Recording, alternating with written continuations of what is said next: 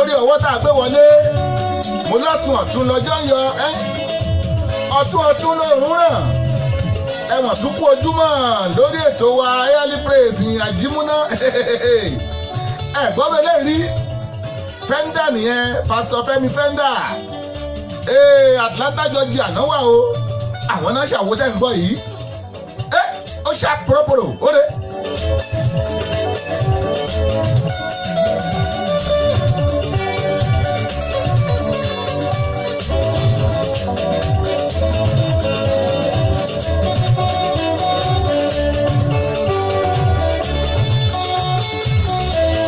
orin tí ẹ̀ ń gbọ́ yìí instrumental ni guitar náà fi dára òun la yẹ pé wọ́n ní Pastor Fẹ́mi Fender Pastor Fẹ́mi Àgbébí Pastor Fẹ́mi Fender ẹ̀yìn Atlanta Georgia náwó àwọn bọ̀ lórí ètò lọ́jọ́ kan láìpẹ́ eléyìí ṣá kérékèrè ó ṣá kúrúkúrú ó ṣá pìrìpìrì ó ṣá tàràtàrà lójú ètò wa lónìí mo ní ìyìn àjímúná níbi tá a ti máa ń dúpẹ́ lọ́wọ́ bàbá gọ́ọ̀dù tá a ti máa ń yan Ọlọ́run lógo fún gbogbo ohun tó ṣe fún wa ní ayé wa ibẹ̀ náà láti máa ń tọrọ ohun tá a bá fẹ́ fún ọ̀sẹ̀ fóṣù tuntun fọ́sẹ̀ tuntun fọ́jọ́ tuntun àti ọjọ́ tó kù ní ọdún èmi la máa ṣíwájú wọn o nínú olóríire tó bá gbọ́ etí gìtá omi ìsìtọ́pọ̀ ó rè é.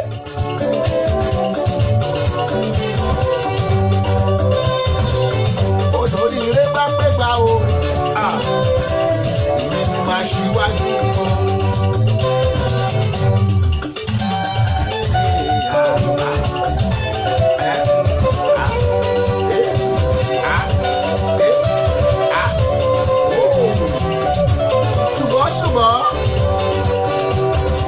èèyàn wa lọ́tún lọ́sìn wọ́n ti wọlé o wọ́n ti wọlé Roslyn Shewa wọ́n ní happy first Sunday sir more of it in Jesus name amen ẹ kú oṣù tuntun ẹ kú ọjọ́ ìsinmi òní Ọládẹ̀ǹdé orí òkè mo lẹ́yìn náà o ẹ kú àbọ̀ sórí ètò happy Sunday welcome to the show Ruth Ọláìdé Adéjùmọ̀ mo rí yín ẹ kú àbọ̀. Regina Njina Arike orí yín bóyá Àríkẹ́ dẹ̀ ni because orúkọ mo rí ń bẹ̀ orúkọ Ìgbò ní méjì àkọ́kọ́ Regina Njina wọ́n á wò pé Àríkẹ́ náà ló yẹ kó jẹ́ bóyá Àríkẹ́ ni ẹ kú àbọ̀ lórí ètò mórí yín. Ruth Ọládé Adéjùmọ̀ wọ́n ní good morning, happy new month and happy first Sunday in the month of September. Bóyá jẹ́ ni ẹ̀ bóyá jẹ́ lẹ́gbọ́n yẹn. Ẹ kú ojúmọ́, happy Sunday. Àbúrò mi ọ̀wọ́n Abínúṣà Wàdèmí Tọ́pẹ́ Tupac. Tẹ́ bá rárá ọkùnrin ni mò ń sọ yìí, ẹ rò pé òun Tupac ni, ẹ rò pé Tupac sáwá sí Nàìjíríà ni. Ó làwọn èèyàn rí táwọn sọ pé Tupac ò kú o. Tẹ́ bá sọ pé Abínúṣà wà ó jọ Tupac kọjá be careful. Bó ni ẹ kú ojúmọ́ ọmọ bàbá Abínúṣà wà ní Kúdẹ́tì. Hallelujah, hallelujah, hallelujah. Asliya Aliyah conference mo rí yín o. Aliyah conference mo rí yín bẹ́ẹ̀ ṣe wọlé mo rí yín n ò lórúkọ ẹ̀ kàládá ni. Aliyah conference mo rí yín ẹ kú àbọ̀. Hallelujah, hallelujah, shout hallelujah bẹ́ẹ̀ yẹn.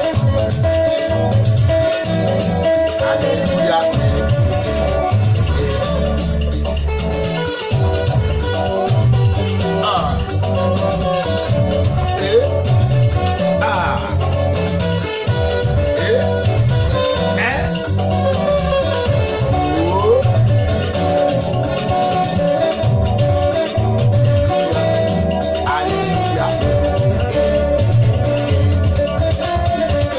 Ẹ̀yin tí ẹ bá ṣẹ̀ṣẹ̀ ń wọlé tó yẹ pé lọ́wọ́lọ́wọ́ ilẹ̀ṣẹ̀ ń wọlé abẹ́wò playback ẹ ní orí ètò wa Any Praise láwa o láti Dayagbola Radio TV bàbá ló ń tà digital studio láti beam live to the world.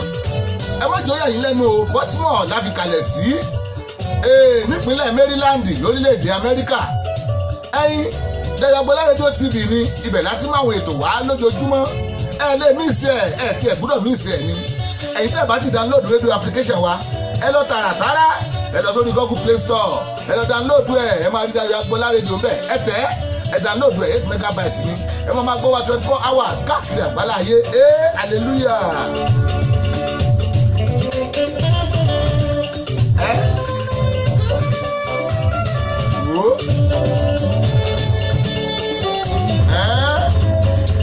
Ẹ máa gbọ́dùn yẹn náà.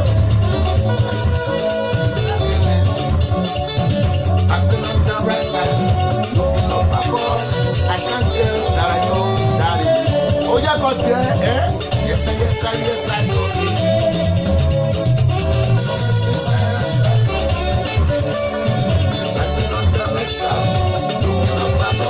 I can't tell that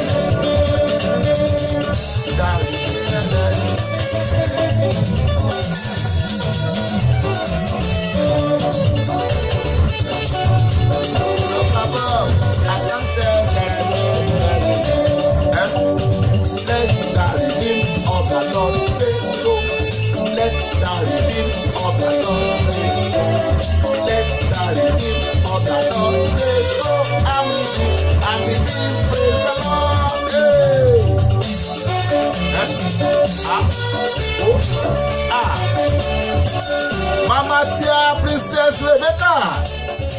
Mama Tia Princess Rebecca. Mísí Oyègbàmí mo rí yín o, ẹ kú àbọ̀ bó ni bàbá ń kọ́. Màmá bí mẹ́rin nìyẹn, bóyá máa gbà lónìí. Màmá Vincent, Màmá Vince, Màmá Victoria, Màmá Veronica, Màmá Victor. Bóyá àgbà bẹ́ẹ̀ tẹ̀ ni mo ṣí mo tún gbà. Ẹ kú àbọ̀ sórí ètò. Any Praise yẹn rèé o. Ìyìn àjímúná láti Dayagbola Radio TV. Mo lè mí sí ẹ̀. Pásọ fẹ́ fẹ́ndà olófẹ́ndà lọ́wọ́ fún wa yẹn. Kó tó di pé akẹ́nu agbami ètò fúlì ẹ̀jẹ̀ ń sádọ́dọ̀ àwọn onímọ̀wé ètò wa torí pé ìpolówó ọjà ó làgúnmù owó tẹ́ ẹ̀ bá mọ tá à ń ṣe bó lẹ́yìn mú wa wá wọ́n ní ẹ pé olówó ọjà ẹ tó ní owó ọjà ẹ lọ́wọ́ ẹ pé òun náà rèé let's go there ó dà.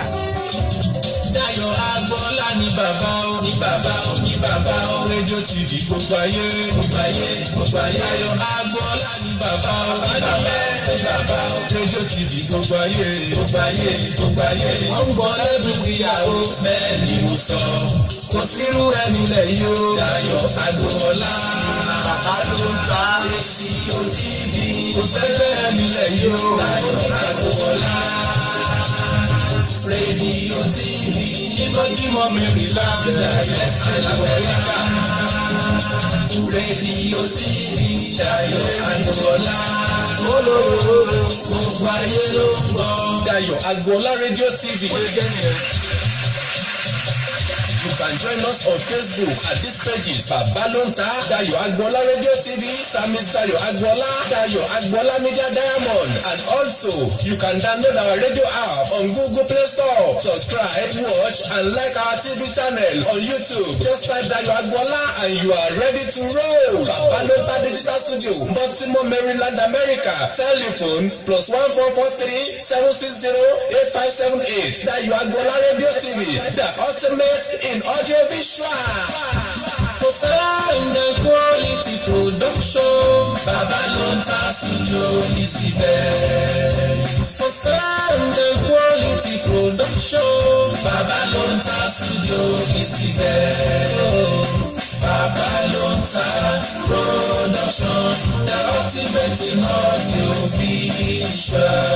Babalonta Production, the ultimate in audio visual. Yes, so you can't argue with the proof. Studios are many, but the best one is few. Babalonta Digital Studio for your recording, demo CD, mastering, marketing and promotion, and also live band performance, seasoned DJ, videographer, photographer, master of ceremony, music consultant. Reach Samis Dayọ̀ Agboola on Agboola Adedayo 68@gmail.com or visit our website www.dayoagboola.com. Telephone +1443 760 8578. Production, the ultimate in audio visual.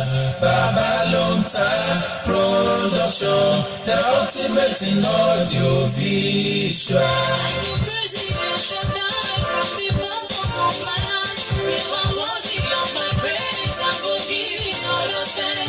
What your prayers cannot do, praises does it better. So join me to praise the Most High God every Sunday morning on Dayọ̀ Agboola Radio TV, Baltimore, Maryland, USA at 7 a.m.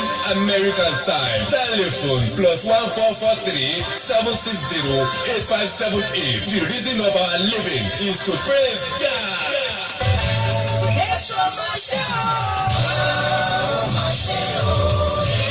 Ọpẹ́ fún Olúwa nítorí tí ó ṣe tí àánú rẹ̀ dúró láé. Ọlọ́run ò dá ènìyàn lásán bí kò ṣe láti máa gbé orúkọ rẹ̀ ga. Ẹ jẹ́ ká darapọ̀ pẹ̀lú Dayọ̀ Agboola lórí ètò ìyìn òwúrọ̀ tó máa ń wáyé ní gbogbo ọjọ́ àìkú níkànnì yìí. Dayọ̀ Agboola rédíò TV agogo 7 òwúrọ̀ nílùú Amẹ́ríkà. Ẹ pè Dayọ̀ Agboola sórí ẹ̀rọ ìbánisọ̀rọ̀ yìí +1443 760 8578.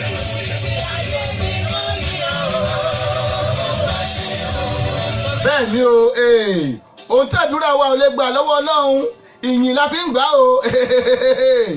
Ohun tó bá lè fàdúrà gbà, ìyìn ló lè fi gbà. What your prayer cannot do, your praise will do it. Bẹ́ẹ̀ ni bóyá jẹ́ nìyẹn. Orí ètò Early Praise náà la wà o, níbi tá a ti ń fìyìn fún Baba God every day. Ìyìn àjímúná, ìyìn tó ṣàpòròpòrò láàárọ̀ kùtù. John Olúgbénga, mo rí yín o, ẹ kú àbọ̀. Ọlátórègún òkú ẹbí ẹ Fúnkẹ́, mo rí yín, ẹ kú àbọ̀. Ẹyin Carol Marcus, mo rẹ́yìn náà o, bó o ní iṣẹ́ wà.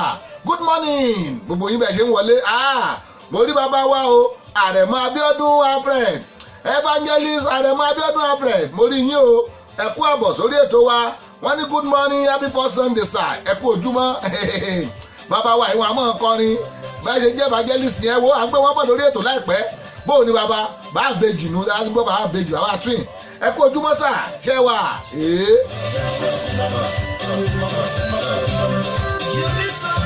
Àti kán lọ gbọ́ mi ètò nìyẹn o, non-stop ló kù báyìí, ká máa dá lọ ni. Ṣé rí tó bá ti wá di 8 o'clock, ìgbà yẹn la máa bẹ̀rẹ̀ fàdúrà kọrin. Ohun tó fẹ́ sínú ayé ẹ, ohun tó fẹ́ sínú ayé ọmọ rẹ, ohun tó fẹ́ sínú ayé aya rẹ, ohun tó fẹ́ sínú ayé ọkọ rẹ, email láti máa béèrè. Ṣùgbọ́n lọ́wọ́lọ́wọ́ yìí náà, adúpẹ́ lọ́wọ́ Baba God ni. Adéníkẹ́ Mọ̀ṣúrát aya Jalapa, Palapa. Adéníkẹ́ Mọ̀ṣúrát aya Japapas, mo rí yín o, n ò lè pò kàn kéyìn mọ́ lọ yọ dànù. mo kẹ́yìn náà káàbọ̀ sórí ètò kí ló ṣẹlẹ̀ ó ń ṣàporíporì ó dà.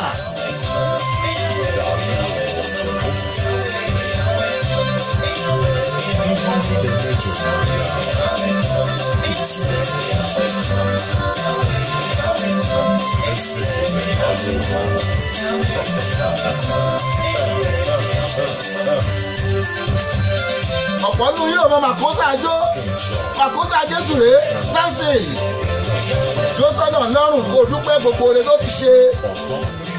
tó ti ṣe fún ọ láti bẹ̀rẹ̀ ọdún yìí oore tó ti ṣe fún ẹ láti bẹ̀rẹ̀ oṣù tuntun tá a mú yìí oore tó ṣe fún ẹ lónìí ìbẹ̀rẹ̀ ọ̀sẹ̀ oore tó ṣe fún ẹ wákàtí tá a wà yìí lónìí ìbẹ̀rẹ̀ ọjọ́ oore Olúwa ó pọ̀ ẹ rí pé bá a ṣe ń sọ̀rọ̀ yìí ọ̀pọ̀ wà mí tán kú sí ṣùgbọ́n lọ́n bẹ́ẹ̀ sí ó jẹ́ kí o máa gbọ́ mi ó jẹ́ kí o máa wò mí kí wá ló dé tó ní dúpẹ́ lọ́wọ́ Ọlọ́run Adéníkẹ́ Mọ̀súrát aya Jalapa JP Lapa ok mo gẹ̀ tiẹ̀ aya JP Lapa wọ́n ní happy new month sir happy new month o tẹ́ ẹ̀ bá ń gbọ́ wa Dayo Agboola rédíò TV náà la wà bàbá ló ń tàbí digital studio láti ní láti wọ̀ yes kẹlẹ yes kolo yes ká peace kẹ. àyìn Olúwa lọ́wọ́ ni àsìkò tẹ́ máa bẹ̀rẹ̀ tẹ́ fẹ́ ń bọ̀ ọjọ́ ń bọ̀ lÓlúwa wí gbogbo ló ní àsìkò tiẹ̀ lọ́wọ́lọ́wọ́ báyìí ká máa dúpẹ́ gbogbo oore tí Ọlọ́run ṣe fún wa tẹ́lẹ̀ ká máa rántí àwọn àdúrà tá a máa gbà tẹ́lẹ̀ Ọlápọ̀yè Olúfẹ́mi àbúrò mi ọ̀wọ́n bò ní ẹ mọ̀ fún ọjọ́ mẹ́ta bó o ní fámìlì nǹkan bàbá ló ta yín ṣe 50 ní September 29 ní Baltimore ni o mo ní tó bá kù ọ̀sẹ̀ méjì la máa bẹ̀rẹ̀ sí ní ṣe advertisement yẹn ṣùgbọ́n àwọn tí a tá mọ̀ pé ẹ̀ẹ̀kan náà wá lórí ètò lẹ́ẹ̀kan lọ́sẹ̀ lẹ́ẹ̀kan lóṣù kájẹ́kẹ́ gbọ́ báyìí September 29 ni o Olúfẹ́mi Ọlápọ̀yè bàbá ló ń tà ṣe 50 ẹ̀yìn.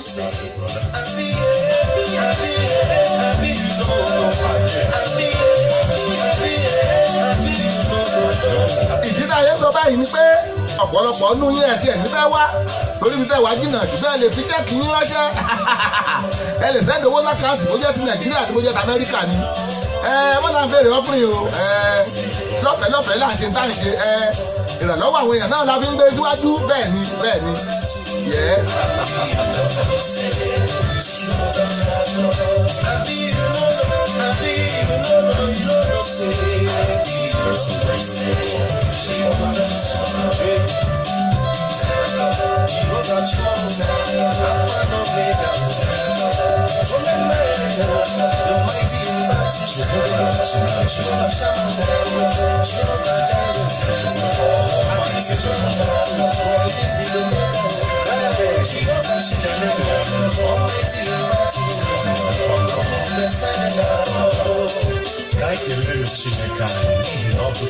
ǹjẹ́ ìbá gbọ́ ibò ẹ̀ lè gẹ́tì ẹ̀ káàkiri ẹ̀rẹ̀ Chineke àwọn mẹ́bà wọn pa mí o ọgọ́dọ̀ máa bá ọ̀dọ̀ ṣọ ẹ̀ èkó ló ń gbẹ́jà gbédè ẹ wá rí mi lẹ́yìn ètò wọn kọ yín bọ́yẹn ṣèdè Ìgbò ẹ̀yìn ọ̀dà òrè Jésù yẹn náà láyìn lógo let's go there.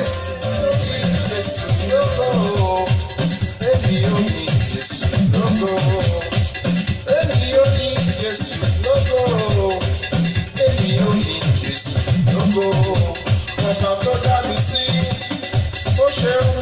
Ọba tó pa mí mọ́, nìyí ọpẹ́ yẹ o. Èmi ò ní Jésù lógo.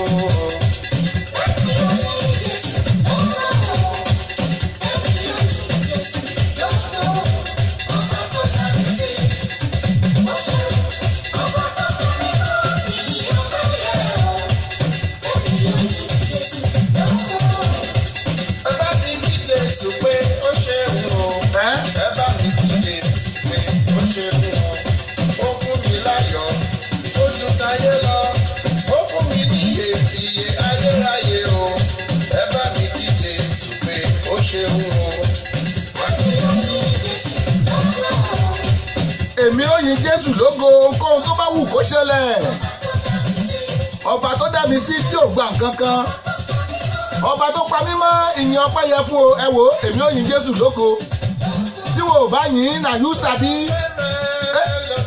orí ọ̀fẹ́ ló fi dá mi sí kò gbowó kò gbóbi. Bàbá àgbàlagbà kan ló kàn rìn lọ, bàbá yẹn ti gbé wáyà bíi 90 years. Ó kàn rìn lọ ló bá ṣubú lulẹ̀ gbàmù. Àwọn èèyàn náà bá sátì wọ́n gbé lómi gúlegúle wọ́n yàgbé dé hospital. Kó tó dé hospital ó ti sọ́lẹ̀. Dókítà tó wà bẹ́ẹ̀ dúdú wọ́n gbé oxygen wọ́n kó sínú ara wọn kó rẹ̀ wọ́n rí sọ state ẹ̀ bàbá jí sáyé wọ́n yẹ CPR fún ó jí padà sáyé. Wọ́n gbé oxygen fún ó bẹ̀rẹ̀ sí ní lò ó fún wákàtí 4. Lẹ́yìn wákàtí 4 wọ́n rí pé ó ti balance, wọ́n rí pé ó ti stable. Ẹ̀yin tẹ́ bá mọ̀ṣẹ́ nọ́ọ̀sì wọ́n ló ti stable. Wọ́n wá ní kí bàbá máa lọ, wọ́n wá fún ní bíìlì $7,000. Èmi nù lówó Nàìjíríà $7,000 3 million yẹn o lówó Nàìjíríà àbí 2 million ẹ má dá lóhùn. Bàbá wa gba bíìlì ló bá bú sẹ́kún. Ẹ máa rò pé bíìlì ló pálẹ́kùn ni. Dókítà bá rè bá pé bàbá ẹ mọ̀ wọ́rí Amẹ́ríkà lẹ́wà ẹ máa san díẹ̀ ẹ máa san díẹ̀ ẹ máa gbé sí bad debt ẹ máa ṣe gbogbo ẹ̀. Bàbá wa ní owó yẹn kọ́ lòún sunkún lé pé ẹ tọ́jú òun pẹ̀lú oxygen fún wákàtí 4 lẹ́fẹ̀ẹ́ gba $7,000. Òun ti pé 90 years àjọ tóun ti mí èlò lọ́lọ́run gbà lọ́wọ́ òun. Ọ̀pọ̀ ọdún wá wà bẹ́ẹ̀ tá a lè dúpẹ́ lórí pé tí nǹkan bá ṣẹlẹ̀ báwo la tó máa ń dúpẹ́. Èmi dúpẹ́ tèmi o torí ẹ̀ lèmi ṣe wá mo wá ń dúpẹ́ láàárọ̀ yìí. Bàbá tí a Bámidélé Bálùsì mo rí yín o ẹ kú àbọ̀ sórí ètò wa. Mo wá dúpẹ́ tèmi wọ́n kọ́. Ẹlẹ́dàá mi mo wá dúpẹ́. Ẹlẹ́dàá mi mo wá dúpẹ́ nítorí pé ẹ̀yin ọba tó ṣe é tán. Ẹ̀yin ọba tó ṣe é tán ní. Ó dájú pé ó ṣe é tọ́lá. Ọlọ́run mi mo wá dúpẹ́. Ọlọ́run mi mo wá dúpẹ́. Ẹlẹ́dàá mi mo wá dúpẹ́. Mo ní ìgbà wo la ṣe Happy New Year náà?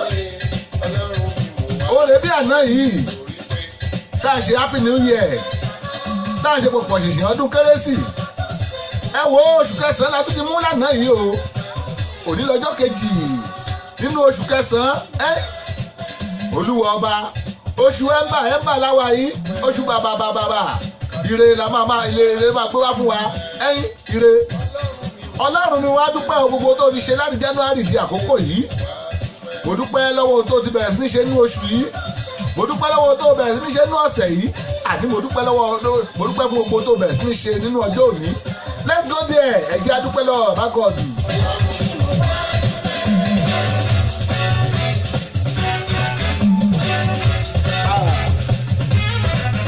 Teach me to dance to the beat of your heart. Teach me to move in the power of your spirit. Teach me to walk in the light of your presence. Teach me to dance to the beat of your heart. Teach me to love in the power of your passion. Teach me to trust in the word of your promise. Teach me to walk in the name. Ẹ̀yin ò lè jó èmi a máa jó tèmi.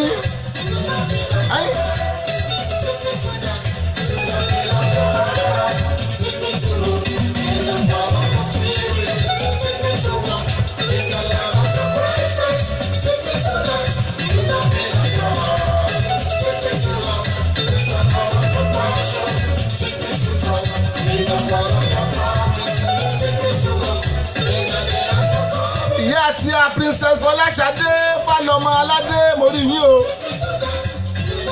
Princess Fọláṣadé Fálọmọ Aládé ẹ mọ̀ kó àbọ̀ sórí ètò. Early praise rèé o láti ilẹ̀ Ìrẹ́gbẹ́lá rédíò TV bó o níṣẹ́ wà. Happy Sunday. It is marvelous. It is marvelous what the Lord has done. Marvelous. It is marvelous. It is marvelous what the Lord has done. Marvelous. It is marvelous. It is marvelous what my God has done. Marvelous. It is marvelous. It is marvelous what my God has done. He brought me out from the miry clay. ẹ ṣe bá mi ẹ ṣe bá mi For the rock is ẹ jẹ́ gbọ́ yìí bó náà yẹ sọ bó náà yẹ mi ó dà. remember to sing.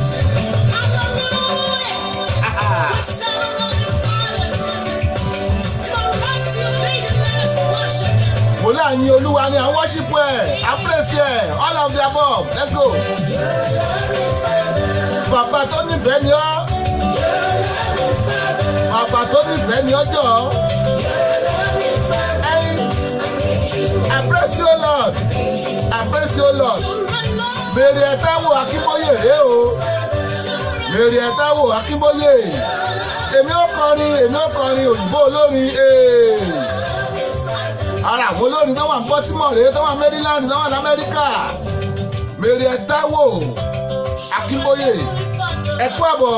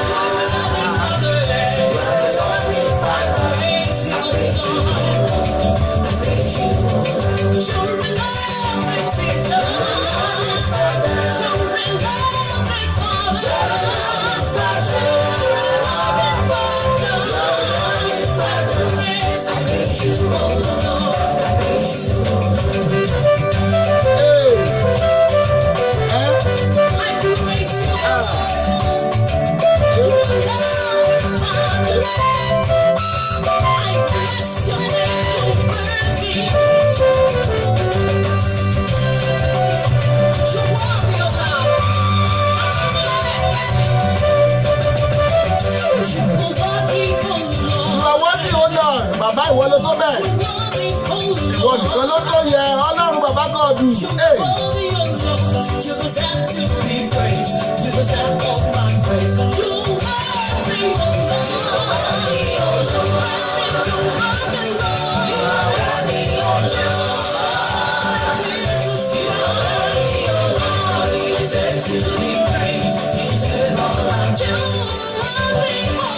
mo ní òyìnbó olórin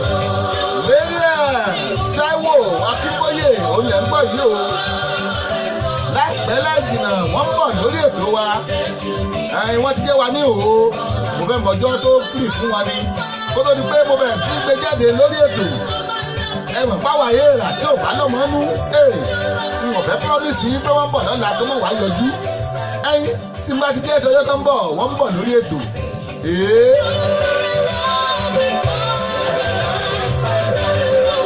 àwọn olórin ẹ̀mí tó ti dé nílẹ̀ àdìmú rèé o àwọn olórin ẹ̀mí tó bá wà bọ̀ ní dúpẹ́ lọ́wọ́ bàbá gọ́ọ̀dù tó bá wà bọ̀ ní gbàdúrà tí iléeṣẹ́ wa fi ń tẹ̀síwájú àwọn rèé.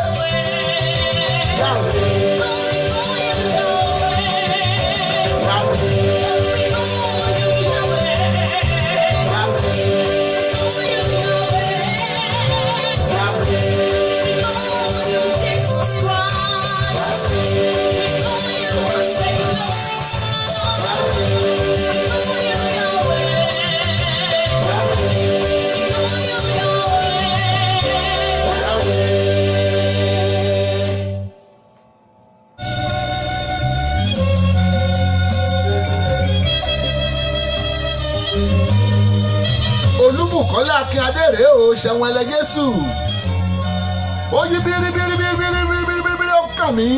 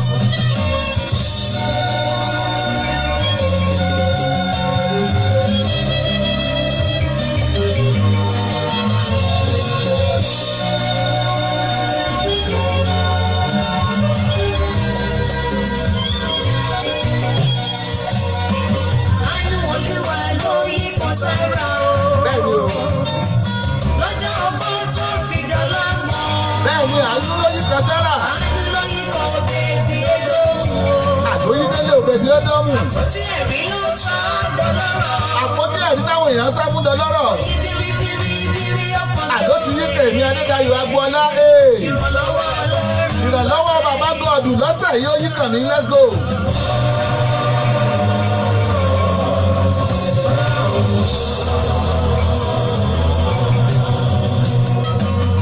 Wọ́n ti lè kọ́lé ṣáájú rẹ̀. Bọ́ọ̀dì kọ́lẹ́jì ájú ẹ̀ ń kọ́.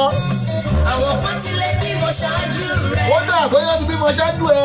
Wọ́n ti gbéyàwó, wọ́n ti lọ́kọ, wọ́n gun mọ́tò. Wọ́n ti gbéyàwó, wọ́n ti lọ́kọ, wọ́n gun mọ́tò. Mo fẹ́ ọ̀rọ̀ Ọlọ́run lè ṣí ọ. Èmi kábíkábí ọ̀rọ̀ Ọlọ́run jáde sí ọ o. Ìwọ lórí ire kan o. Àwọn lórí ilé kan. Àánú Ọlọ́run yìí kan. Àánú Ọlọ́run ó yí kàn ọ́ pa bẹ́ẹ̀. Ọ̀rọ̀ jáde àṣẹ́gbọ́kadà tẹ̀lé lẹ́yìn. Ọ̀rọ̀ jáde àṣẹ́gun. Ó ti kàn mí. Ẹ bá mi dúpẹ́. Àánú Ọlọ́run yìí kan mi. Oyin, oyin, oyin, oyin. Olóyin òbírí lóyin. Oyin kan, ó ti yí kàn mí.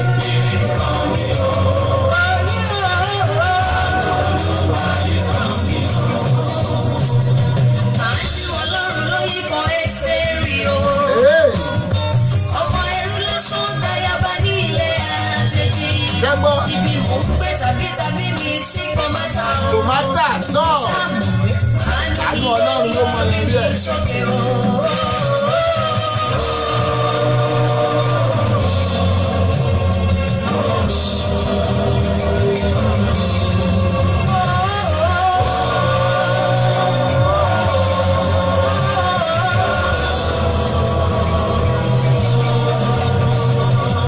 Ta ló mọ̀ kó lè yí kan Jósẹ́fù o? Ẹ́ Ìgbà tó ń ṣerú nílé Pọ́tífárì o. Àti àánú Ọlọ́run fẹ́ ṣiṣẹ́ ọwọ́ rẹ̀. Prísínà ọjọ́ sí ní Prime Minister. Ta ni àánú kàn níbí báyìí o? èmi rẹ̀ á mi rẹ̀ lókè. Onítọ̀hún ó ná ọwọ́ rẹ̀ sókè o. Bọ́dì náà mi sókè o, èmi rẹ̀. Ó pariwo, ó tún fọ́ fáyọ̀. Ìgbé àánú Ọlọ́run yìí kàn mí o.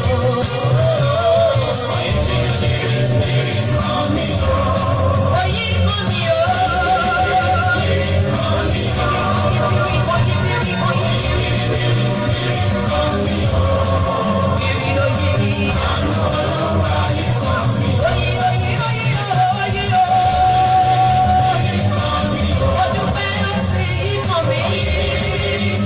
Òjó Olúmídé. Òjó Olúmídé, mo rí yín ẹ kú àbọ̀ sórí ètò. Ètò Early Praise rèé o, níbi tá a ti fìyìn fún bàbá gọ́ọ̀dù. Ẹ kú àbọ̀ ṣẹ́wà.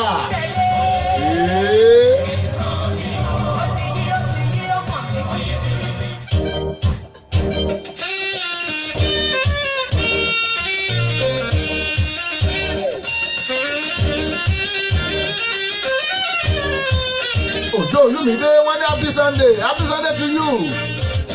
Happy first Sunday of the month. Ṣùgbọ́n tí máa kọ́ orin tí gbígbá mi.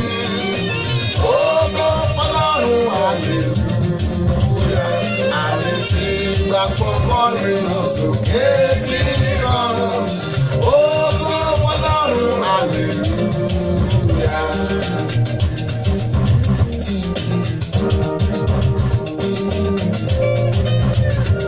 Ọmọ Ọlọ́run ni ẹ tọ́lá tí máa bú sáyọ pé ọ̀nà yíyé wá sí ọkàn wá ṣàfẹ́rí rẹ̀. Bí mo ṣe ra òdìrà ní ọba wa ológo. Ògo Ọlọ́run, ògo Ọlọ́run, ògo Ọlọ́run, hallelujah.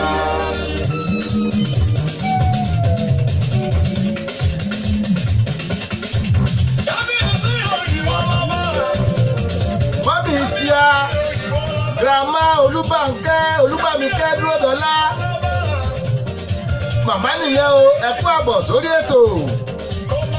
Mọ́mí wa Olúbàmíkẹ́ dúró dọ́lá, ẹ kú àbọ̀.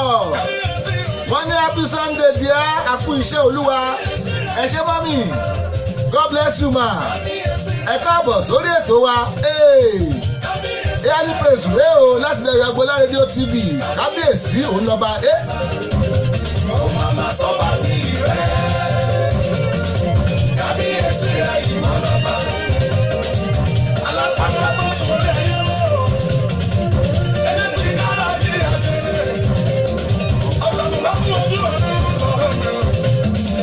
kábíyèsí rẹ̀ ìmọ̀ lọ́ba kábíyèsí rẹ̀ ìmọ̀ lọ́ba kábíyèsí rẹ̀ ìmọ̀ lọ́ba kábíyèsí rẹ̀ ìmọ̀ lọ́ba kábíyèsí rẹ̀ ìwọ lọ́ba ó máa sọ bá mi rẹ̀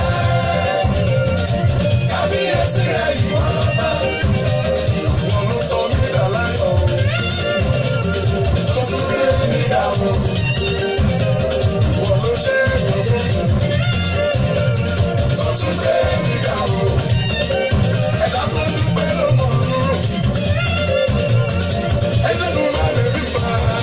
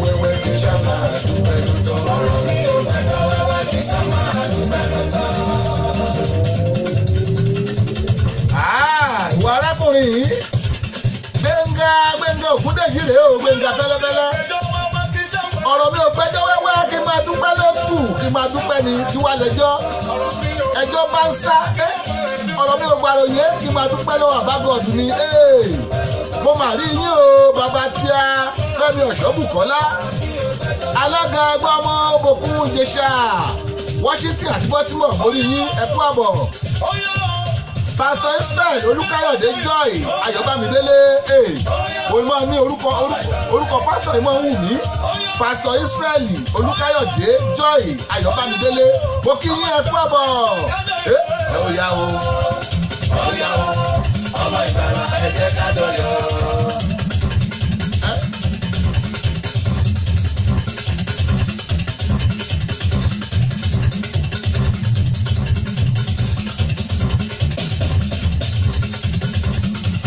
Mi kí bàbá ó ṣeun. Olùsúnmọ́ mi kúrò ó ṣeun. Ẹ ṣe Pastor Israel Olúkáyọ̀dé Joy Ayọ̀bámidélé. Wọ́n ní ẹkú ìsinmi òní o. Happy new month to everybody. Oṣù September yìí ó máa tù wá lára. Oṣù September yìí oṣù ńlá ló máa jẹ́. Oṣù ìyanu ló máa jẹ́ nínú ayé wa. Ọba tó jọba lọ. Ọba tó jọba lọ.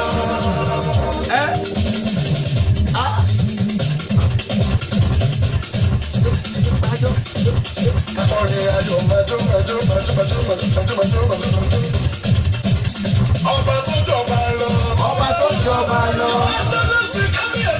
Ọba tó jọba lọ. Supremacy kábíyèsí o. Ọba tó jọba lọ. Ọba tó jọba lọ. Ọba tó jọba lọ. Ọba tó jọba lọ. Ọba tó jọba lọ.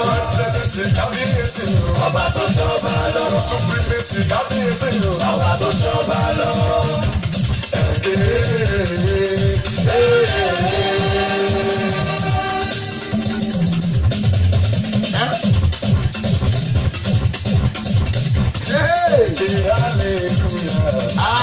Hallelujah.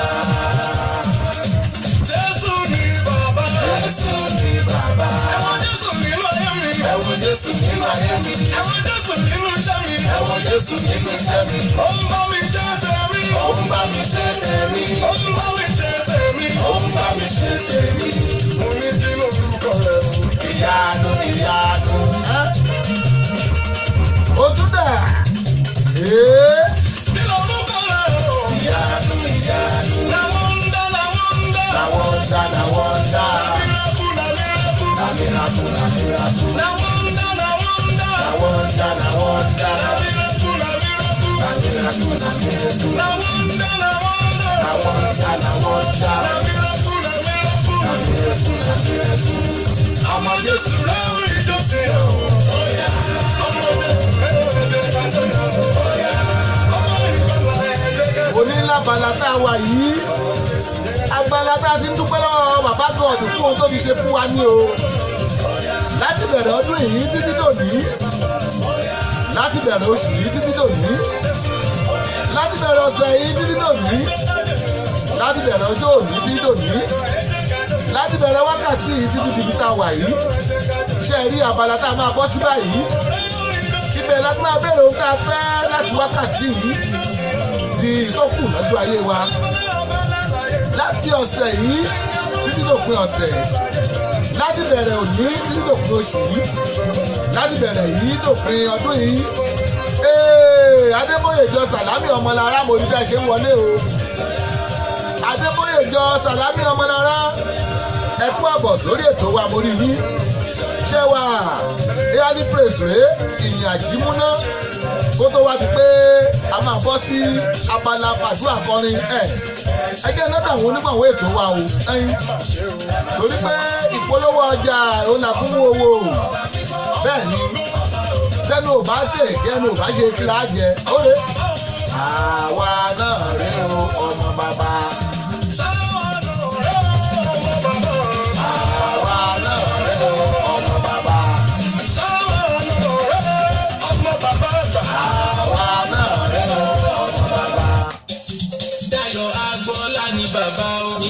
Rédíò TV gbogbo ayé. Ayọ̀ Agboola ni bàbá o. Bàbá o. Rédíò TV gbogbo ayé. Ó ń gbọ́ lẹ́dùn ìyàwó. Bẹ́ẹ̀ ni mo sọ. Kò sírú ẹni lẹ̀ yìí o. Ayọ̀ Agboola. Rédíò TV. Kò sẹ́gbẹ́ ẹni lẹ̀ yìí o. Ayọ̀ Agboola. Rédíò TV. Níbo tí mo mìíràn láńdà Ayọ̀ Agboola. Rédíò TV Ayọ̀ Agboola. Gbogbo ayé ló ń gbọ́. Ayọ̀ Agboola Rédíò TV. You can join us on Facebook at these pages Babalonta, Ayọ̀ Agboola Radio TV, Sammy Ayọ̀ Agboola, Ayọ̀ Agboola Media Diamond, and also you can download our radio app on Google Play Store. Subscribe, watch, and like our TV channel on YouTube. Just type Ayọ̀ Agboola and you are ready to roll. Babalonta Digital Studio, Baltimore, Maryland, America. Telephone +1443 760 8578. Ayọ̀ Agboola Radio TV, the ultimate in audio visual. For sound and quality production, Babalonta Studio is the best. For sound and quality production, Babalonta Studio is the best. Babalonta Production, the ultimate in audio visual. Babalonta Production, the ultimate in audio visual. Yes, so you can't argue with the proof. Studios are many, but the best one is few. Babalonta Digital studio for your recording, demo CD, mastering, marketing and promotion, and also live band performance, seasoned DJ, videographer, photographer, master of ceremony, music consultant. Reach Samis Dayo Agboola on agboola.dayo68@gmail.com or visit our website www.dayoagboola.com. Telephone +1443 760 8578. Production, the ultimate in audio visual. Babalonta Production, the ultimate in audio visual.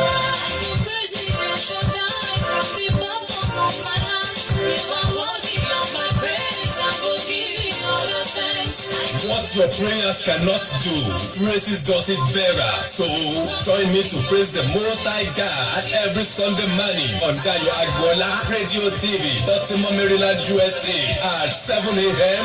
American time. Telephone +1443 760 8578. The reason of our living is to praise God.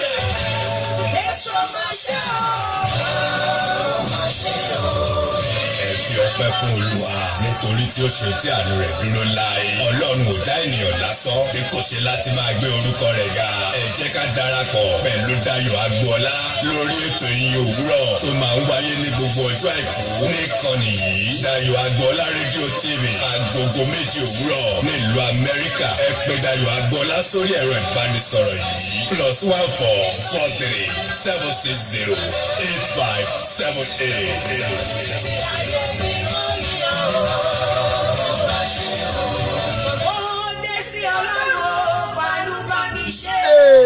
Ohun tábùrọ̀ ọ̀bá lè gbà ìyìn la fi ń gbà lọ́wọ́ Ọlọ́run o. Orí ètò wáyé ní praise náà lẹ́wà àti wo abala kejì gbàdúrà kọrin ẹnu ara rẹ ló fi sọ tiẹ̀ bólórí bá ti ń sọ ìwọ́dọ̀ mọ́ sọ tẹ̀lé. Mo kí yín o, ẹ kú àbọ̀ sórí ètò. Lilian Amadi Nneji mo rí yín bẹ́ẹ̀ ṣe ń wọlé, ẹ kú àbọ̀. Mo lẹ́ni bí ẹni èèyàn bí èèyàn. Alájà fresh Alájà fresh wọ́n yẹ̀ tí mọ́kàdé ni o. Wọ́n yẹ̀ dé láti mọ́kà ni lọ́wọ́lọ́wọ́ báyìí àtẹ̀yìn góòlù. Alájà láti pass Jùmọ̀kẹ́ Yusuf ẹ mọ̀ kú àbọ̀ sórí ètò wa. Mo rí yín bẹ́ẹ̀ ṣe ń wọlé, wọ́n ní well done. Ẹ wo abala tó wà yìí ẹ jẹ́ abẹnú ara wa kọrin ká béèrè lọ́wọ́ Ọlọ́run ẹ kọrin tẹ̀lé olórin let's go. Ọlọ́run kò lè ṣe Ọlọ́run kò lè ṣe Ọlọ́run kò lè ṣe ṣíṣe ní Olúwa. Olábala tá a wà yìí fẹnu ara rẹ kọrin. Ọlọ́run tó ṣe ìlérí àmú ìlérí ṣẹ̀ṣẹ̀ kó lọ láyé àtọ̀run àṣì ọ̀run fún mi. Ọlọ́run tó ṣe ìlérí àmú ìlérí ṣẹ̀ṣẹ̀ kó lọ láyé àtọ̀run àṣì ọ̀run fún mi. Ó ṣèlérí fún Dáfídì ó mú ìlérí ṣẹ. Ó ṣèlérí fún Ànà ó sọ Ànà dọlọ́mọ.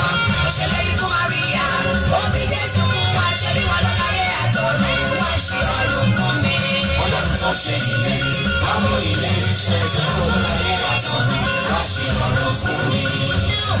Iná wá kọjọ́ wọ́rùn. Iná wá kọjọ́ wọ́rùn. Ogun tí mo jàjàjà tí ó ṣẹ. Iná wá kọjọ́ wọ́rùn. Iná wá kọjọ́ wọ́rùn. Iná wá kọjọ́ wọ́rùn. Ọmọ ayé mi dànù. Ogun tí mo jàjàjà tí ó ṣẹ. Iná wá kọjọ́ wọ́rùn. Bóyá iná wá lórí o. Iná ńlá wọ́n mi lọ. Iná ńlá. Iná wá lórí o. Iná ńlá wọ́n mi lọ. Iná ńlá. Ọjọ́ ọmọ ayé mi rú. Iná ńlá wọ́n mi lọ. Iná ńlá. Bóyá wọ́n fọmọ ayé mi ṣòfò dànù. Iná ńlá wọ́n mi lọ. Iná ńlá. Holy Ghost fire. My spirit, feel my soul, feel my heart. Holy Ghost fire. My spirit, feel my soul, feel my heart. Let there be liberation. My spirit, feel my soul, feel my heart. Fire for fire, ní ẹbí ṣe. Fire for fire, ní ẹbí ṣe. ṣe. Káwọn ọ̀tá tó yọwọ́ iná. Ogun ọ̀run ẹ̀ṣin náà bolẹ̀. Fire for fire ni ẹ lè ṣe. Fire for fire ni ẹ fi ṣe. Fire for fire. Ó bá ní lára yé mi. Káwọn ọ̀tá tó yọwọ́ iná. Ogun ọ̀run ẹ̀ṣin náà bolẹ̀. Fire for fire ni ẹ fi ṣe. Ọ̀nà tí mo ṣe gbà lórí ẹnu. Fọ́nà ó gbà bẹ̀ orí ẹnu. Ọ̀nà tí ó gbé gbà láti ràn mí lọ́wọ́. Ó tàbí bá bẹ̀ orí ẹnu. Ọ̀nà tí mo ṣe gbà lórí ẹnu. Ìyanu lórí. Fọ́nà ó gbà bẹ̀ orí ẹnu. Ogun ni fọ́nà orí. Tí ó gbé gbà láti ràn mí lọ́wọ́. Ó tàbí gbà bẹ̀ orí ẹnu. Tàbí gbà bẹ̀ orí ẹnu. Ó tàbí gbà bẹ̀ orí ẹnu. Tàbí gbà bẹ̀ orí ẹnu. Ó tàbí gbà bẹ̀ orí ẹnu. Ọba tó ti lé sí jí ayé mi dé. Ọba tó ti dé sí jí ayé mi dé. Ọba tó ti lé sí jí ayé mi dé. Ọba tó ti dé sí jí ayé mi dé. Ọmọ ọjọ́ mẹ́rin ni wọ́n ṣàtúnwá agbára rẹ̀ lójú pé. Ọba tó ti dé sí jí ayé mi dé. Ọmọbìnrin ló kọ́ ọjà ìlú agbára rẹ̀ lójú pé. Ọba tó ti dé sí jí ayé mi dé. Gbogbo tó dùnkù nínú ayé ní agbára rẹ̀. Òní tó bá tiẹ̀ mọ̀ láti gbàdúrà tó rábala tá a wà yìí ó ti kọ́ bá ogun tá a fẹ́ ṣe lọ́sẹ̀ yìí àti lóṣù yìí. Síbẹ̀ Fire will come down. Fire will come down. Devil will see me and down. Enemies will hear me and down. Problems will see me and run. ẹlẹ́rù oṣù gbẹ́nu ẹ. Oh, now some people will sorry, oh no. Oh, now some people will sorry, oh no. ẹlẹ́rù oṣù gbẹ́nu ẹ o kò fẹ́nu ayé mi. Olúwa má jẹ́ nù rẹ̀ o yẹ. Olúwa má jẹ́ nù rẹ̀ o yẹ. Èèyàn ló yẹ má jẹ́ nù Ọlọ́run o yẹ. Ẹ̀wọ̀n ayé mi ò kẹwàá fàyè mi dára rere. Bàbá mo tó ń tẹ̀lé ṣe. Ẹ bá mi ṣe. Bàbá mo tó ń tẹ̀lé Èyí ṣe. ọdún ní bàbá. Ẹ̀wọ̀n ọdún ayé mi lọ, ẹ̀wọ̀n àfàyè mi dára rere. Ọmọ ayérayé, kò sẹ́ni tẹ́ ojú lọ. Ọlọ́run tó dáyé, kò sóhun tẹ́ ò lè ṣe. Ọ̀rọ̀ ní bá mi ṣe, kò sáṣẹ́ tẹ́ ò lè bá. Ẹ̀wọ̀n nú ayé mi ò kẹ́tù fi ní ṣe wọ́n dá fáráyé. Síbẹ̀ Bàbá mo tó ń tẹ̀lé ṣe. Gbogbo ẹ̀ ló lè ṣe. Bàbá mo tó ń tẹ̀lé ṣe. Ẹ̀wọ̀n ọdún ayé mi lọ, ẹ̀wọ̀n àfàyè mi dára rere. Sọ pé èmi tí mo jìyà lórí ọmọ wọn jẹ́ ọmọ. gbàdúrà lé èmi tí mo jìyà lórí ọmọ kó jèrè ọmọ o gbàdúrà. ìwọ tó bá jọ fún yín ìwọ tó jìyà lórí aya kó jèrè ẹ̀. ìwọ tó jìyà lórí girlfriend jẹ́ kó jìyà ẹ̀ kó jèrè ẹ̀. Èmi tí mo jìyà lórí ọmọ mo jèrè ọmọ. Èmi tí mo jìyà nílé ọkọ mo jèrè ọkọ. Èmi tí mo jìyà lórí ọmọ mo jèrè ọmọ. Èmi tí mo jìyà nílé ọkọ mo jèrè ọkọ mi. Èmi tí mo jìyà lórí ọmọ mo jèrè ọmọ. Orúkọ ṣe ìdìbò dá ìdìbò dúró ìdìbò wá.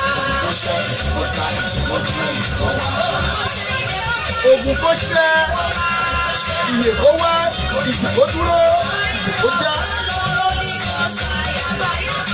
Protect me. Protect me.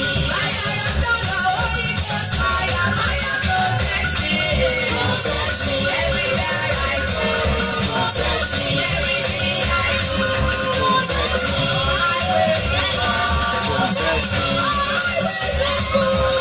me.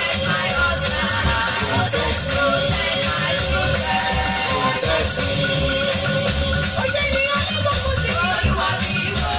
Ìwọ o, ìwọ Elédùmarè ìwọ́wọ́ bàbá. Níbo lẹ ti wá? Olúwa bí wọ́n wó ẹni kábíkábí ìwé. Ìwọ o, ìwọ Elédùmarè ìwọ́wọ́ bàbá.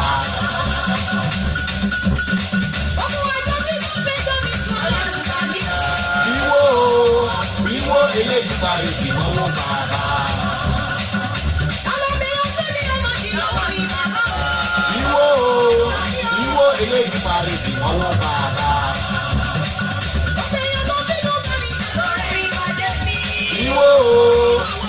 Elédùmarè ìnáwó bàbá.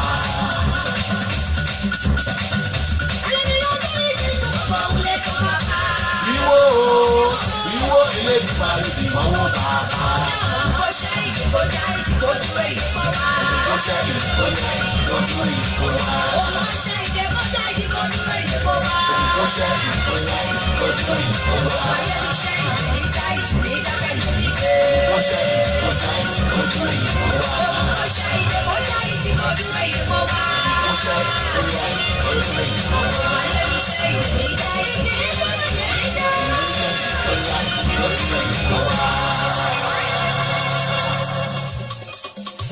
fẹnu ẹ sọ tiẹ̀ tó bá fẹnu ara ẹ sọ ọwọ́ ẹ ló kù sí màá ní tèmi ṣe lọ́dún yìí o.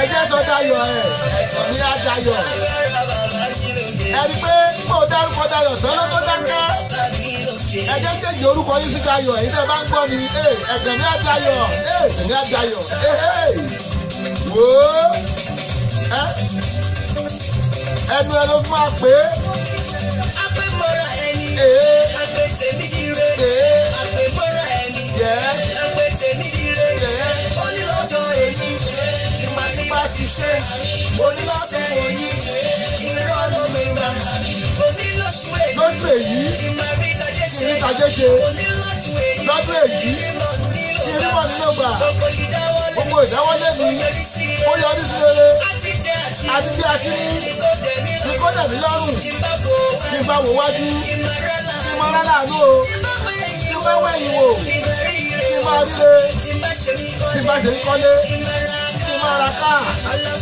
àlàáfíà àti ìrọ̀rùn ni mo fẹ́ bàbá ló mọ yàgí lẹ́nu pé mo pè é ibi tẹ́bi tí wọ́n ń gba mẹ́rin dòsì nìyẹn o mọ́rin dòsì nìyẹn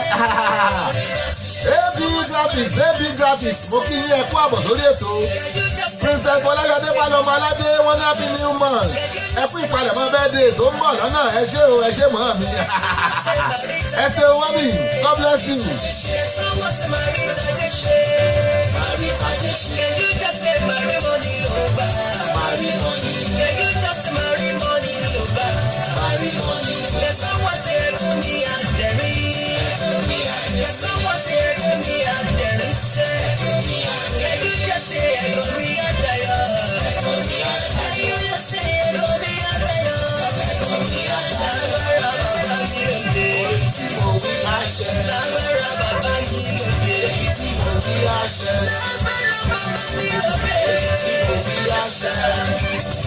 Mo ní abala tá a wà yìí láti ń gbàdúrà fúnra wa ohun tó lóyún bá ti wí ẹ̀yìn ẹ wí ẹ mọ̀ pọ́pọ̀lọpọ̀ wa la màdúrà gbà ṣùgbọ́n lẹ́nìkan bá ti pè á lè kọ́pì ẹ̀ kó dà ní ṣọ́ọ̀ṣì.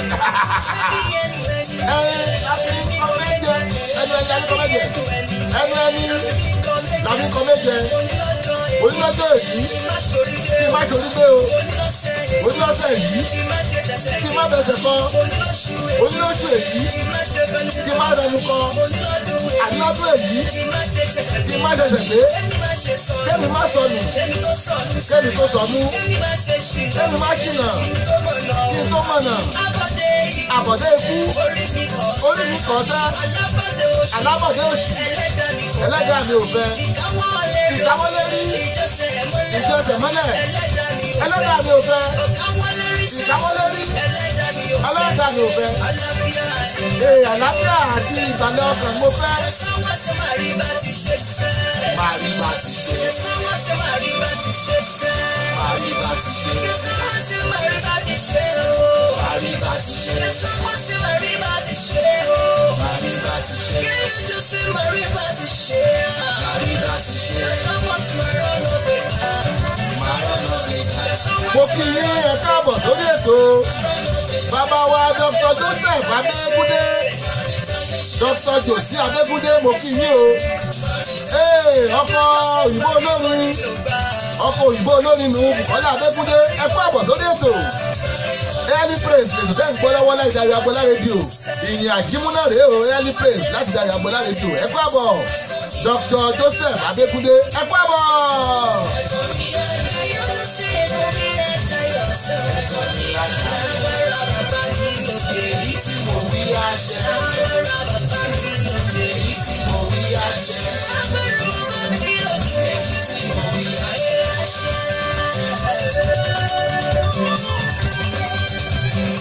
Ẹ wò ó ajínigbé ló máa rẹ̀ ṣe pé wọ́n ní sóríire ó lòun ríre èmi ríre lọ́jọ́ òní o orí mi àfire ẹlẹ́dàá mi àfire ẹnu ẹ ní kó fi sọ nǹkan tó bá fẹ́ pé lónìí bá ti wí ìwọ náà wí ẹyin torí pé àmọ̀ pọ́pọ̀lọpọ̀ wá lọ ṣọ́ọ̀ṣì áfítà ṣùgbọ́n èyí tá a bá kọ́ rí mú bíi náà ara ẹ̀ ni àdúrà kókóló ó mọ̀ sàn ju tírélà ìpè lọ fàdúrà kọrin yẹn rèé let's go there.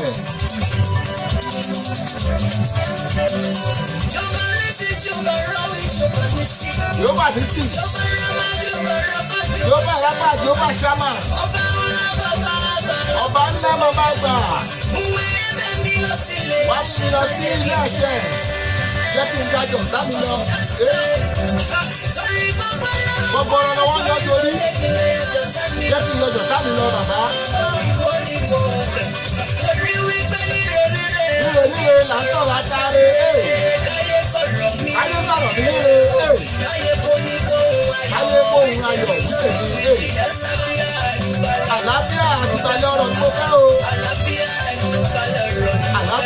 ìkú ìbàlẹ̀ ọ̀rọ̀ mo fẹ́. Màríbà ti ṣe. Màríbà ti ṣe. Màríbà ti ṣe. Màríbà ti ṣe. Màríbà ti ṣe. Màríbà ti ṣe. Màríbà ti ṣe. Màríbà ti ṣe. Màríbà ti ṣe. Màríbà ti ṣe. Sọ́wọ́sẹ̀ máa rọ́nà bèbà. Máa rọ́nà bèbà. Ẹjú tẹ̀sí máa rọ́nà bèbà.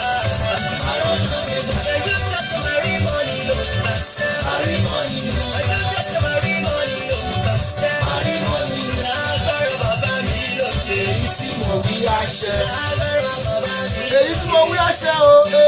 Máa rí mọ́ni ló gbà. Màá rí èṣe láyé mi. Let's go. Ẹ mọ́ paná ògo ẹjẹ́ ráyè ṣe tèmi. Ẹyin fresh rè ó yá let's go there. Èyí tí mo wí àṣẹ.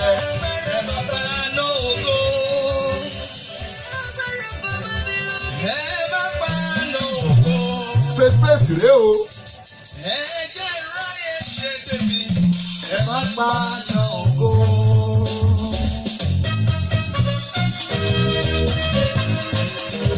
Mo ní mo kí gbogbo ẹ̀yin tẹ̀sẹ̀ ń wọlé sórí ètò mo kí yín padà ẹ káàbọ̀ sórí ètò wa. Ètò early praise rèé o láti Dayo Agbọ́lá rédíò TV. Ṣáàfíà lẹ́wà ẹ mọ̀ kú ìsinmi òní. Ẹ mọ̀ kú Sunday àkọ́kọ́ nínú oṣù kẹsàn-án. Àkàsọ̀ kẹsàn-án la tún gùn lọ yìí o. Ẹ kú àbọ̀ lọ́kùnrin lóbìnrin lọ́mọdé lágbà ní kúkúrú ní gíga ní sanra sí tínrín ní bòròró ní kokoyé gbogbo yín mo kí o ẹ kú àbọ̀. Òní ọjọ́ ìsinmi ọjọ́ kejì oṣù kẹsàn-án tẹ́ ẹ bá wojú aago yín báyìí aago 8 ó kọjá ìṣẹ́jú 19 lọ́dọ̀ tiwa ń bí. Aago 8 ó kọjá ìṣẹ́jú 19 lọ́dọ̀ tiwa. Baltimore Maryland làwa wà o táago tí yín bá yàtọ̀ bí ẹ̀yin tẹ́ wà ní Houston Texas mo mọ̀ pé aago 7 tí yín ló kọjá ìṣẹ́jú 19. Ẹ̀yin náà wà lórílẹ̀‐èdè Nàìjíríà aago kan tí yín báyìí aago kan ṣe mọ̀ gbà aago kan kọjá ìṣẹ́jú 21 lọ́wọ́lọ́wọ́. Ẹ̀yin tẹ́ wà ní UK aago kan yín kọjá ìṣẹ́jú mọ́kànlélógún mo kí yín o ẹ káàsán níbi tẹ́ wà ẹ káàárọ̀ níbi tẹ́ ti ń gbọ́ mi ẹ kú ìyálẹ̀ta níbi tẹ́ ti ń wò wá ẹ kú rọ̀lẹ́ ẹ̀yin tó yẹ pé ọ̀nà yín jìn ẹ̀yin ará China ṣàfọ́mọ tọrọ kẹyàn ọ̀ràn mo kí yín o ẹ̀yin díje panis ńkọ́ mú mọ́ tá àmọ́kọ́ látọ̀rẹ̀ tọ́ ha mo kí yín gbogbo ẹ̀yin tèmi lẹ́kìtì ìyanra o ẹ̀yin ìjẹ̀ṣà ńkọ́ ìpẹ̀lẹ́ níbẹ̀ ni ẹ̀yin Ọ̀yọ́ ẹ̀lẹ́ o gbogbo yín mo kí ẹ kú àbọ̀ lórí ètò wa Really Praise ẹ wò ó ìwọ̀nba ìṣẹ́jú mẹ́wàá tó kù lórí ètò yìí a máa fi dúpẹ́ lọ́wọ́ àbá God ni o a máa fi dúpẹ́ a máa fi enjoyment ara wa mo ló máa ṣá poríporì ó máa ṣá poríporì ẹ̀yin tó bá yẹ pé ẹ̀ tí máa múra church ẹ̀ máa múra o tòró ní tí n bá gbé sí nísìnyí ìyún láàjò táfi wá lè jojo kábíyèsí ẹ̀yin ìgbà mélòó ni wákàtí kan àbọ̀ fi ń pé téèyàn ò bá ríṣẹ́ ṣe ló máa dàbẹ́ kó máa ń lọ́ǹgì kó dàbẹ́ pé ká má kúrò lórí ẹ̀ ni gbogbo ẹ̀yin èèyàn tẹ́jọ́ ẹ̀ wá ẹ ṣé àdúpẹ́ lọ́kùnrin lóbìnrin ẹ wo onímọ̀ ẹgbẹ́ sí ọ̀pọ̀ nù wa náà lámọ́ ẹ̀jẹ̀ àmọ́ ọba kọ́ bẹ́ẹ̀ torí pé ẹni tí ẹ bá dùn kò gbúdọ̀ pamọ́ra ọmọ tó bá mọ núrò àmọ́ pẹ́ dùn o ẹrú nìkan kọ́ wọ́n tẹ́rù bá mọ núrò rọ́ èmi ọmọ gan tí bá mọ núrò kí ló dé ní òní dúpẹ́ torí èmi ìṣe rú ọ̀rẹ́dì ọmọ lèmi let's go there ayéfẹ́lẹ́ ó lálẹ́ wùrù gbúrú.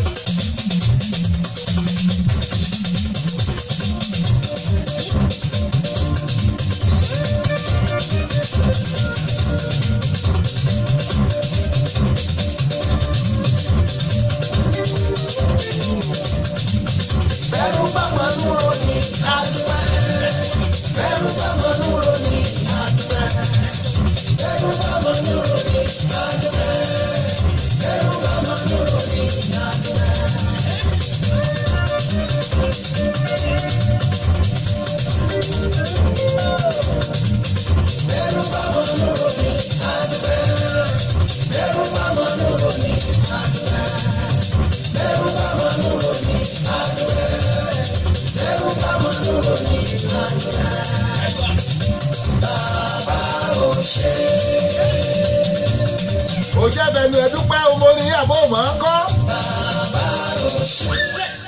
Bẹ́rù bá mọ lórí Bínú rẹ̀ bá dùn kí dóra gbèjè fúga o ṣe ká. tó ti là mí sọ́fà rẹ̀ lọ́dọ̀ rẹ̀ ní ilé. Tó o bá ti mọ orin máa kọ́ tẹ̀lé lórí. Tó ti là mí sọ́fà rẹ̀. Àìjẹ́ ìsílẹ̀ sábọ́mẹ́.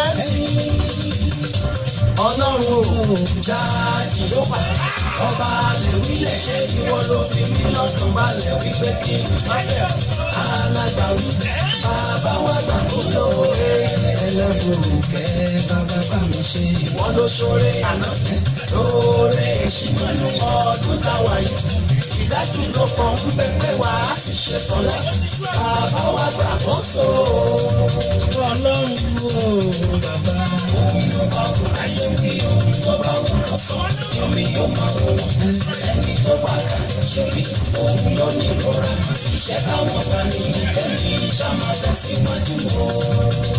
ọlọ́run ayé ọba mi ṣe ohun tí mo rò wípé ó lé ó ti ṣe bàbá mo mọ̀ wípé èyí tó bá kú ayọ̀jú ọ̀rọ̀ ayé mi dákúndàbọ̀ má gbàgbé mi ò ẹ́. wọ́n táyé bá sọ ẹ̀dá wá bí ìwé ẹ̀dọ́dọ̀ àwa lámọ́ tá a ṣe fún ẹsẹ̀ iṣẹ́ ayé fẹ́lẹ́. oníyàn tí mọ̀ bá tì mí jẹ́ epo ní mo. tèmi tó mi lẹ́rù o tèmi tó mi lẹ́rù tèmi tó mi lẹ́rù ìlànà ìdàbọ̀ ẹ má fi kú. Ẹ má sọ ti Julius Berger. ṣẹ́rí tí 80% ẹ̀dá láyé o tí wọ́n bá ti fẹ́ràn mi èmi ti fi 20% tó fi wọ́n sílẹ̀ fún ọmọ mi. ọ̀rọ̀ kan gbé mi lọ́kàn yìí fẹ́lẹ́ ọ̀rọ̀ kan gbé mi lọ́kàn fúkẹ́fúkẹ́ ọ̀rọ̀ kan já mi lọ́kàn jẹ ó gbé mi lọ́kàn gidi gan ọlọ́run bá mi ṣe tèmi láìpẹ́ láì jìnnà ayọ̀ mi fẹ́rẹ̀ dé láìpẹ́ láì jìnnà ẹ ó wà ọpẹ́ ńlá láì láìpẹ́ láì jìnnà. láìpẹ́ láì jìnnà. Ayọ̀ mi bẹ̀rẹ̀ dé. Láìpẹ́ láì jìnnà. Ẹ ó wá bá mi dúpẹ́. Tó jẹ́ wípé ẹ ó jẹ àjẹyó. Ẹ ó tún dé ìlọlé. lórí ọwọ́ tá a wà yìí lórí ọwọ́ tó ń kọrin lọ́wọ́ yìí tó bá di September 29 ní bọ́tìmọ̀ ni ò bọ́tìmọ̀ gbàlejò bàbá lórí tá à ń ṣe bẹ́ẹ̀dẹ̀ ẹ wá di àjẹyó ẹ tún wá bì lọ́lé o mo invite everybody gbogbo ẹ̀ tẹ̀ ń wò mí tó bá jẹ́ pé replay náà lẹ̀ ń wọ́ ẹ wá di àjẹyó kẹ́ ẹ tún dì lọ́lé lórí ọwọ́ tá a wà yìí let's go there. Òǹdè mi lọkàn yìí fẹ́lẹ́. Bí Jésù Kristi bá gbàdúrà mi, ìbá lè ṣe tèmi. Tó bá sì ṣe tí mo fẹ́. Ọlọ́run á gbàdúrà mi. Láìpẹ́ láì jìnnà. Ayọ̀ mi bẹ̀rẹ̀ dé. Láìpẹ́ láì jìnnà. Ẹ ó wà ọpẹ́ ńlá. Láìpẹ́ láì jìnnà. láìpẹ́ láì jìnnà. Ayọ̀ mi bẹ̀rẹ̀ dé. ayọ̀ mi bẹ̀rẹ̀ dé. Láìpẹ́ láì jìnnà. Ẹ ó wá bá mi dúpẹ́. Tó jẹ́ wípé ẹ ó jẹ àjẹyó. Ẹ ó tún dé ìlọlé. Ẹ jẹ ọmọ. Ẹ ó jẹ àjẹyó. Ẹ tún dé kékeré lọ. Ẹ ó tún dé ìlọlé. Ẹ ó jẹ ọmọ. Ẹ ó jẹ àjẹyó. Ẹ ó tún dé ìlọlé. Ẹ ó tún dé ìlọlé. Ẹ ó jẹ àjẹyó. Ẹ tún dé kékeré lọ. Ẹ ó tún dé ìlọlé.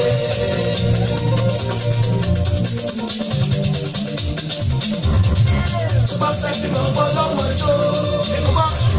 Tó bá fẹ́ bímọ gbọ́ lọ́mọ yọ. Tó bá fẹ́ bímọ gbọ́ lọ́mọ jó. Tó bá fẹ́ bímọ gbọ́ lọ́mọ yọ. Ọmọ ní ní Olúwa. Ọmọ inú ní èrè rẹ̀. Ọmọ ní ní Olúwa. Ọmọ inú ní èrè rẹ̀. Ẹ jẹ́ ká jọjọ ọlọ́mọ o. Ọmọ làwọn máa èrè.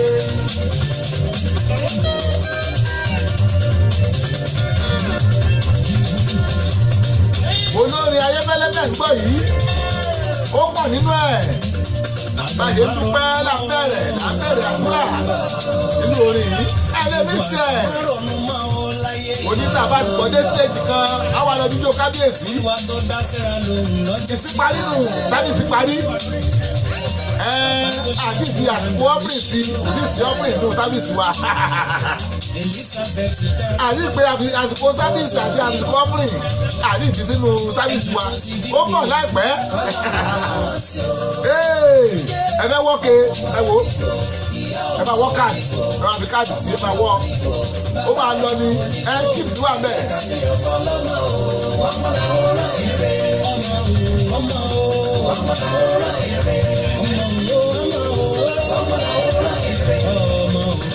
lórí ètò yìí lónìí pẹ̀lú àṣẹ tó wọlé táwọn ogun ọ̀hún gbé wọlé ìwọ́n tó ń wọ́ ọmọ ìwọ́n tó ń wọ́ ọmọ lọ́wọ́lọ́wọ́ rìsíìfù ẹ̀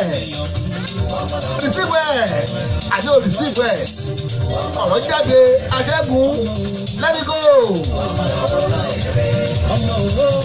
ọmọ gidi kí ọmọ títí ìsìnkú láyé wa láyé wa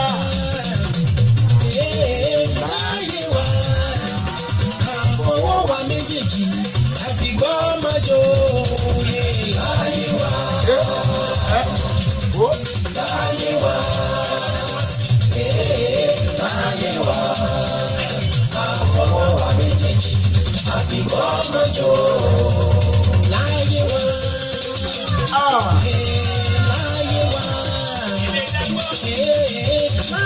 èmi kò lè dá gbọ́ torí ẹ̀mọ́ ní ẹ máa gbọ́. àfìgbọ́ mọ́jọ́ láyé wa láyé wa láyé wa àfọwọ́wà méjèèjì àfìgbọ́ mọ́jọ́ ìjọ ọmọ mojí òwúrọ̀ mi jó àbíyamọ fẹ́ sọ.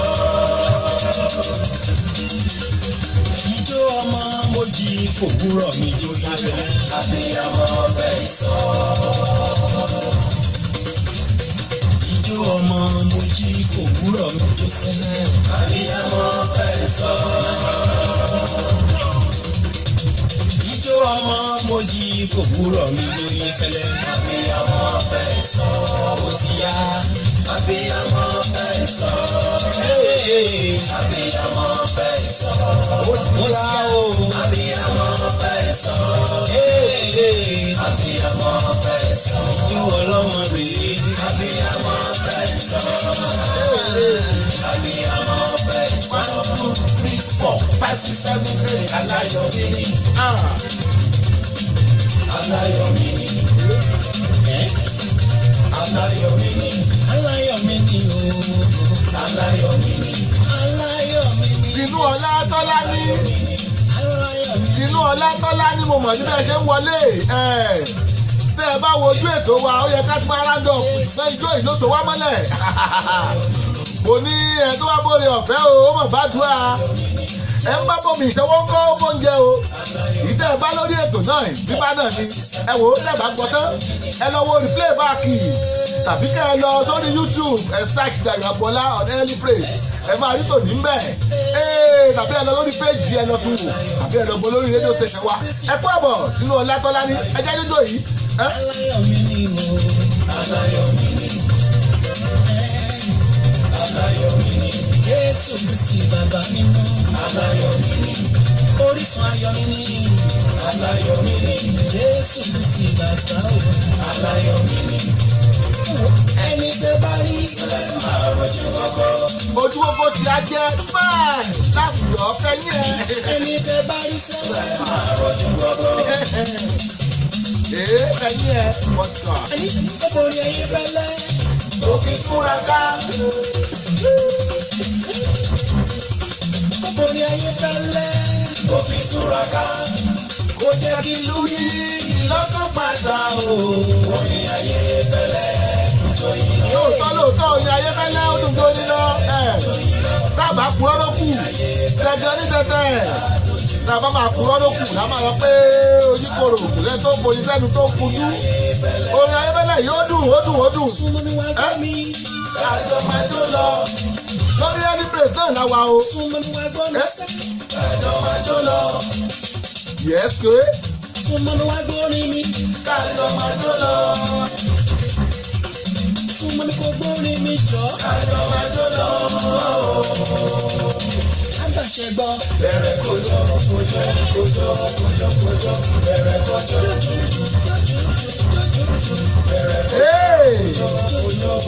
Dr. Joel Ọláyínká ọmọ ayéfẹ́lẹ́ MON member order of Niger. Ẹ kú àbọ̀ ẹ wò ẹ já lọ mọ́ rándọ̀pù. Ọjọ́ ń lọ àrẹ́sọ́ọ̀sì ẹ já lọ ìjó kábíyèsí let's go.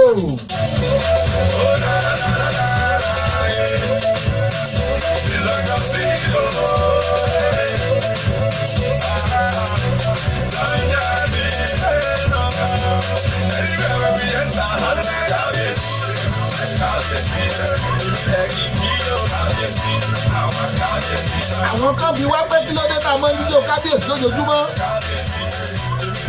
Màá ní kábíyèsí ọba Èdùmàrè tó ṣaráyé láàánú olú ọba tí ń dè mí ni èmi ni ọba tó padà tó lani ọba tó gbójú ayé gbogbo. Òun lèmi ń jó fún o. Òun ni kábíyèsí ọba alágbára ńlá alèwí lè ṣe ọba tó fi lójú tí mo fi ń rí òfin ilé tí mo fi ń gbọ́ òfin lẹ́nu mo fi ń sọ̀rọ̀ ẹnu náà mo fi ń buta òfin lọ́wọ́ mo fi ń sún ṣe. Kábíyèsí èmi a máa jíjó rẹ̀ tẹ́nikẹ́ni bá sọ fún ọ pé o má jíjó kábíyèsí wa lọ pé kí ló dé kí ló ń ṣẹlẹ̀ torí pé olúwa ló bless mi wà ní kẹ́ni ìwọ fún yẹlẹ̀ kó jẹ́ kó jó. Ṣé o sí? Ìbílẹ̀ o.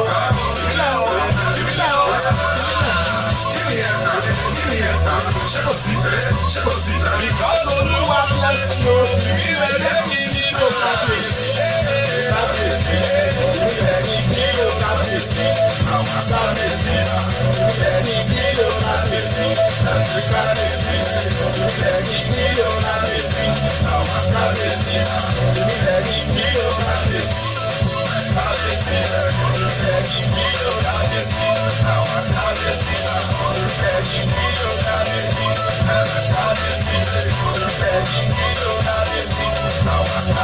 ìjọ kábíyèsí là ń jó yẹn tòró olólùwọ̀ ọba tí ń jẹ́ èmi ni òun lọ́ba tó lani atópani atójọba ọba tó jọba kárí ayé gbogbo ọba tó mọ̀nà débi tẹ́nì kan mọ̀ rí òkè ọ̀la ọba títí kẹrù bá ní olúborí ọba tó ń borí ohun gbogbo alágbára ńlá kábíyèsí nìyẹn òun là ń jójú ẹ̀ òun ló pa á mọ́ òun ló jẹ́ ká mọ̀ ríra lójoojúmọ́ òun ló jẹ́ ká lè sọ̀rọ̀ òun ló jẹ́ ká lè jẹun òun náà ni kábíyèsí yẹn ẹjẹ́ dúdú ẹ̀ tẹ́ni bá ń pariwo tó pé kí ló dé tẹ̀lé nílò kábíyèsí ẹ bá béèrè lọ́wọ́ ẹ̀ pé kí ló dé ẹ lọ pé kí ló ṣẹlẹ̀.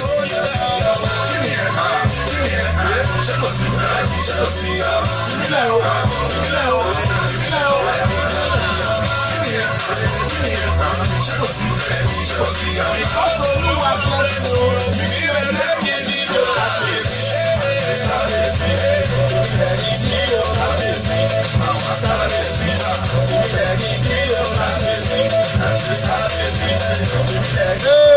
Adéwálé ọlọ́lá ọ̀rẹ́ mi láti UK ẹ mọ̀ kú àbọ̀ sórí ètò mo rí yín o Kọ́láwọlé Odúwọlé mo rí yín ẹ kú àbọ̀ Fikáyọ̀ Lucy mo rí yín ẹ kú àbọ̀ wọ́n ní ẹ káàárọ̀ o ẹ káàsán ẹ wò ó bó o ní sáfíìsì lónìí ẹ kú àbọ̀ ṣé yàrá pálọ̀ lẹ́sùn ní tẹ̀sẹ̀ ń wọlé ẹ ń bá bóore ọ̀fẹ́ ó bá dùà ẹ bómi ìṣẹ́wó bóúnjẹ o ẹ lọ́wọ́ rí playback ẹ lọ sórí YouTube ẹ ní wò wá ẹ kú àbọ̀ ẹ lórí eléyìí ẹ jẹ́ àpàyé bẹ́lẹ́ kó bá wa dá sí i let's go agogo ayọ̀ kó mọ̀ ọ́n lè wa ó dà. ó máa ró oró kan kó kan ó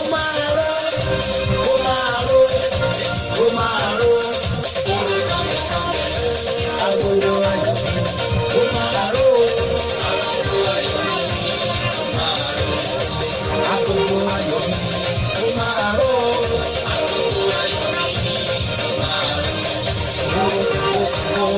oró kan kẹ̀kẹ́.